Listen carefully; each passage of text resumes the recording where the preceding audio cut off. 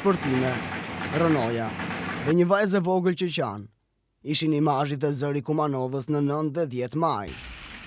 Natën e 9 maj dhe mëngjesin e ardhshëm, forcat policore maqedonase ndërmorën një sulm me armë ndaj banorëve të Kumanovës, veçanërisht në lagjin e Trimave, me pretekstin se po përpiqeshin të ndalonin një grup të armatosur ish pjesëtar të UÇK-s, të cilët përbënin rrezik për shtetin e Maqedonisë. 22 të vrarë dhe 10 të plagosur ishte bilanci atyre sulmeve, të cilat ronditën mbar shqiptarët. Veçanërisht nga ato ngjarje, ato pamje rënqethëse të Kumanovës, tronditën shqiptarët e diasporës. Menjëherë pas ngjarjeve tronditëse, Forumi i Rinisë Islame me qendër në Zvicër ideoi projektin Kumanova Thërret. Ky projekt i ideuar nga kryesia e FRI-s gjeti mbështetje të menjëhershme nga e gjithë diaspora shqiptare dhe veçanërisht nga shqiptarët që jetojnë dhe punojnë në Zvicër. Nëpërmjet projektit Kumanova Thërret, FRI nisi dhurimin dhe mbledhjen e donacioneve të ndryshme në mbështetje të këtij projekti nga shqiptarët që jetojnë në Europë dhe kryesisht në Zvicër. Bashkëdhetarat që ju bashkangjitën këtij projekti ishin të shumtë, aq sa ata e përqafuan menjëherë projektin humanitar. Disa ditë pasi projekti kishte nisur, FRI vendosi që kishte ardhur koha të niste edhe zbatimi i këtij projekti, lagje në lagje dhe shtëpi në shtëpi, duke dërguar ndihmat e planifikuara tek familjet e vëllezërve tanë në Kumanov. Në bashkëpunim me shoqatën kulturore humanitare Drita në Maqedoni, FRI nisi edhe zbatimin e këtij projekti. Zbatimi i projektit Kumanova Thërret i FRI-s, i mbështetur nga vëllezërit nga diaspora, u koordinua me shoqatën kulturore humanitare Drita në Maqedoni dhe shoqatën Linda, përfaqësuesit e tyre, respektivisht përfaqësuesi Fondacionit të Rinisë Islame me qendër në Zvicër zoti Sulejman Rustemi, Abdul Mejid Saliu, kryetari i shoqatës kulturore humanitare Drita, dhe Fatria Arifi, kryetare e shoqatës Linda. Vizituan nga afër dhe nisën kështu zbatimin e këtij projekti humanitar. Fondacioni i Rinisë Islame me qendër në Zvicër kishte planifikuar çdo detaj për t'u ardhur në ndihmë shqiptarëve të Kumanovës, të cilët pan, përjetuan dhe ndjen dhimbjen e të gjitha atyre të këqijave që sollën ato sulme, pasojat e të cilave janë ato që pamjet e kamerës tregojnë vetë. Përfaqësuesi i Fondacionit të Rinisë Islame me qendër në Zvicër, zoti Sulejman Rustemi, nga vendi i ngjarjes, nga Kumanova e rënuar, e përshkruan si rast të paprecedent atë që ka ngjarë atje. Sipas tij, pa e vizituar nga afër dhe pa ju qëndruar pranë, nuk mund ta kuptosh vërtet makabritetin ndaj shqiptarëve të Kumanovës. Duke e përjetuar nga afër, ai tha se çdo shtëpi është e shkatëruar dhe e pabanueshme, çati të shembura, mure të rrëzuara, gërmadha kudo dhe gëzhojat e predhave dhe plumbave të lënë pa fjalë, të bën të mendosh se momentet, frika dhe tmerri i përjetuar atje nuk mund të përshkruhet dot me fjalë. Selamu alaikum wa rahmatullahi wa barakatuh. Paqja, bekimi, mirësia dhe mëshira e Zotit qoftë mbi të gjithë ju. Sot gjendemi fiks në lagjin e Trimave, këtu ku një mëngjes herët shtënat e armëve i zgjuan njerëzit nga gjumi. Një mëngjes herët kur të gjitha armët cilët godisnin njëra pas tjetrës filluan të tmerronin pleqt, plakat, të rit, të rejat dhe veçanërisht fëmijët. Dhe për të parë vetë se çfarë ndodhi dhe përveç asaj që ne jemi informuar nëpërmjet medias, me terrorin e ushtruar në këtë vend, ne sot, në kuadër të Fondacionit të Rinisë Islame dhe në bashkëpunim me shoqatën kulturore dhe humanitare Drita, këtu në Maqedoni, erdhëm për të parë vetë me sy tanë se çfarë ka ndodhur. Dhe siç e keni parë dhe shikoni ju nga ilustrimet që po jepen tani dhe do të jepen në vazhdimsi, këtu është bërë një katastrofë e madhe.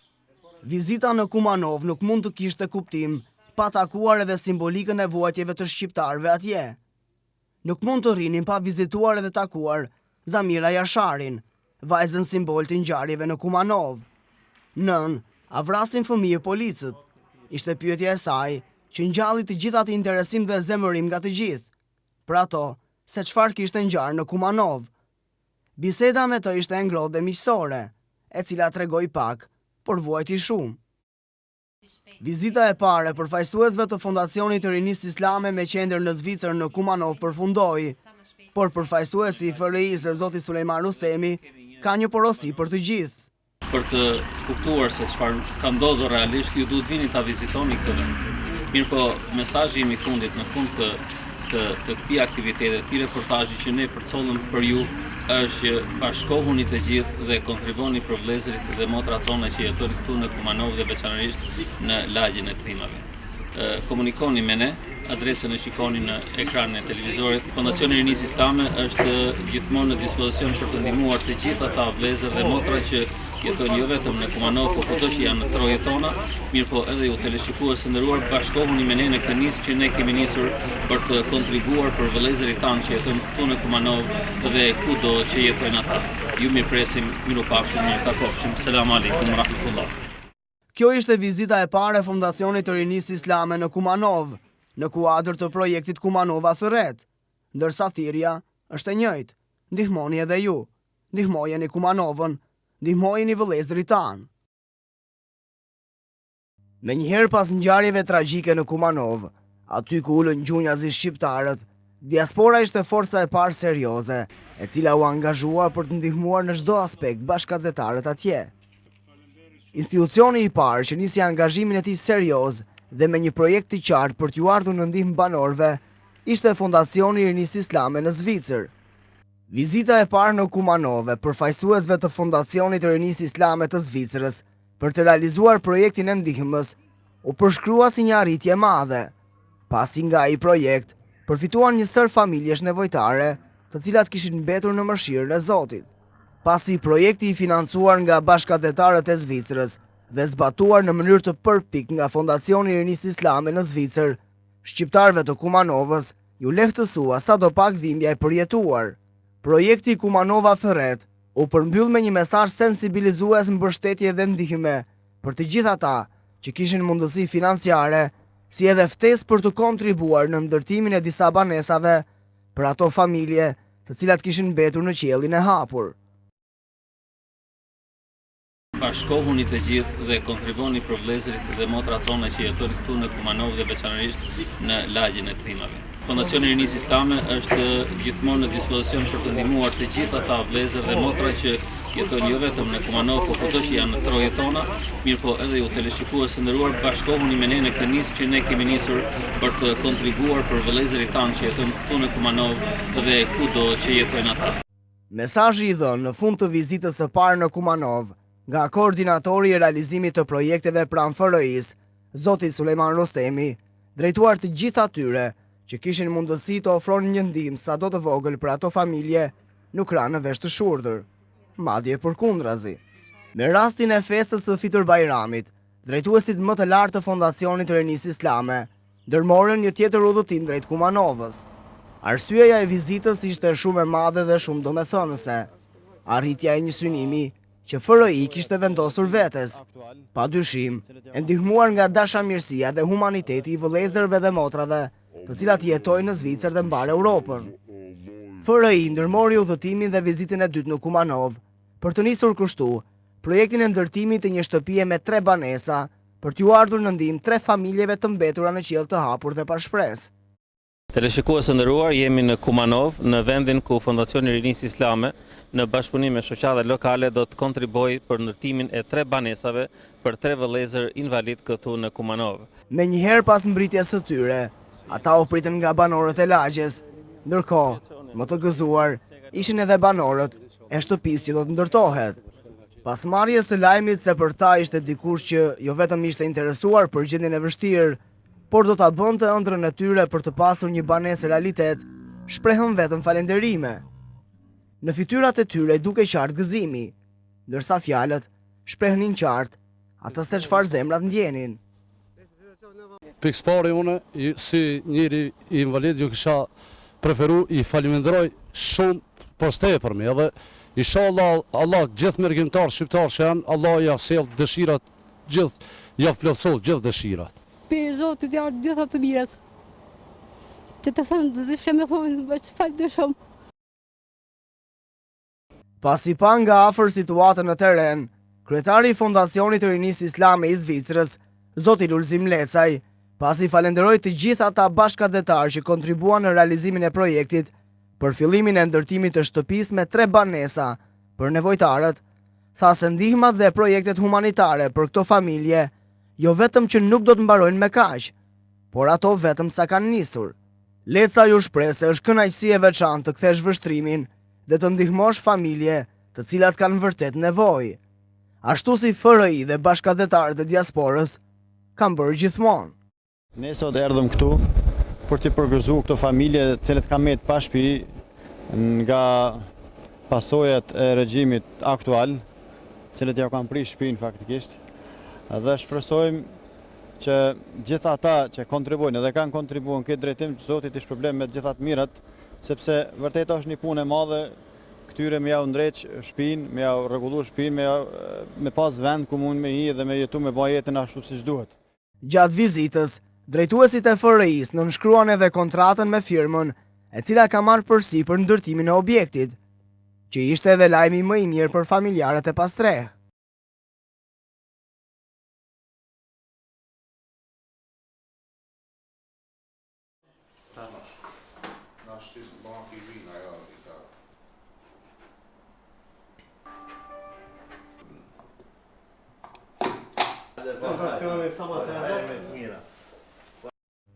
Vuajtjet e 15 familjarëve të familjes Azemi do të marrin fund. Problemi i tyre madhor u zgjidh. Fondacioni Rinisë Islame në Zvicër në bashkëpunim me organizatën jo qeveritare Linda nga Kumanova dhe organizatën kulturore Drita në Tetov kanë investuar për ndërtimin e 3 shtëpive të reja për familjen Azemi në Kumanov. Në familjen Azemi jetojnë 15 persona, nga të cilët 5 prej tyre janë të verbër. Teksa punimet për ndërtimin e shtëpive të tyre nisën, zemrat e familjarëve u pushtuan nga gëzimi. Më në fund, ata nisën të besojnë se vuajtjet e tyre mund të kenë fund dhe ata mund të nisin një jetë të re dhe pa vuajtje.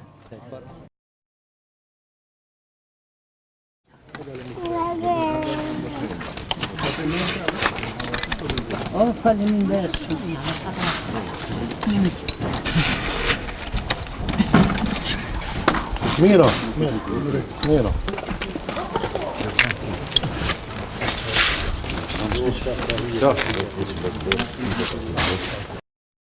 Familjarët Azemi kanë falenderuar organizatat që kanë bashkëpunuar për t'i dhënë mundësinë familjes së tyre të kenë sofrën e përbashkët familjare, të mbushur me emocione. Ata treguan se sa e rëndësishme është për ta. Kjo shenjë bamirësie bërë nga shqiptarët e diasporës dhe zbatuar nga Fondacioni Rinisë Islame dhe shoqatat mbështetëse në Maqedoni. Jeni kujtuar, përnajnë resni, Allah i bitë këshijave ju rujtë. Ne jam tepër i gëzuar, i falenderoj na pikëpari organizatës Drita, bashkëpunim me organizatën Linda dhe gjithë ato mergjimtar nga Zvicra, nga kanë pas dëshirë me ndihmu, Allah ja shpërbleft, Allah inshallah veç me të mira ja shpërbleft. Derisa të falenderoj shumë gjithë ku gjenden populli jonë shqiptar dhe zotore. Faleminderit shumë që për na ndihmojnë. Faleminderit shumë që kujtoni ndihmën këtë në vllazniv. Allah e shpërbleft me të mira. I falenderojmë shoqatave që janë mbledh për neve më na ndihmon këta. Edhe Zoti ja shpërbleft me të të mira që i da. Sigur betar, si kejve ja shpërbleft me të mira. Kryetari i Fondacionit të Rinisë Islame me qendër në Zvicër, Zoti Lulzim Lecaj, ndër të tjera tha se ky projekt është një mirësi e bashkëdhetarëve shndërruar në një veprim sa bamirës aq edhe human. Asalamu alaikum wa rahmatullahi wa barakatuhu. Bashkëdhetar të nderuar, ne sot këtu e vum gur themelin për këto familje që u cek edhe më herët, të cilët kanë nevojë më ndërtu një shtëpi, e cila është shkatruar nga regjimi aktual këtu në Kumanov.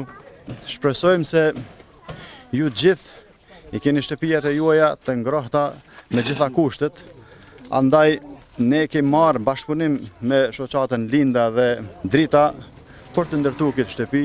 Në këtë rast ju drejtohem edhe juve të jap mundësinë në ty bashkangjitë në këtij projektit, i cili shpresoj dhe uroj se do të jetë i suksesshëm dhe do të jetë ndobi të këtyre familjarëve të cilët e kanë humbur faktikisht atë shtëpi të cilën e kanë pas. Aktualisht në 10 vjet të ardhshëm besoj se prapë do të ketë në projekte ndryshme për të ndihmuar popullit me ndihmat siç kanë ndihmuar edhe në të kaluarën. Faleminderit. Ndërsa kryetari i organizatës kulturore Drita në Tetov tha se për ndërtimin e 3 shtëpive për familjen Azemi duhen falenderuar shqiptarët e diasporës. Falenderojmë shumë Fondacionin e Rinisë Islame në Zvicër që e përkraj të jena bartës të këtij projekti dhe të arrijmë qëllimit që ndërtohet kjo shtëpi e familjes Azemi, që janë në kushte edhe ishin në kushte tepër të vështira. Organizata jo qeveritare Linda në Kumanov, si kontribuese e këtij projekti, ka marrë përsipër mobilimin e të 3 ndërtesave. Drejtuesja e kësaj organizate tha se mobilimi i shtëpive pa dyshim që do të shërbej familjarëve dhe cilësisë së tyre të jetesës. Drejtuesit e Fondacionit të Rinisë Islame me qendër në Zvicër dhe drejtuesit e organizatave humanitare kanë ftuar qytetarët të tregojnë human dhe të bashkëpunojnë me njëri tjetrin për t'i ardhur në ndihmë familjeve të cilat i kanë humbur shpresat për të ardhmen e tyre. Familja Azemi tashmë ndihet e vlerësuar dhe nën përkujdesje, gjë e cila i kishte munguar më herët, pavarësisht vuajtjeve të tyre të mëdha. Rrugëtimi i këtyre organizatave nuk duhet të ndalet këtu. Varfëria është bërë pjesë e shumë familjeve, duke i shkaktuar atyre jo vetëm vështirësi ekonomike, por edhe humbje në jetë njerëzish.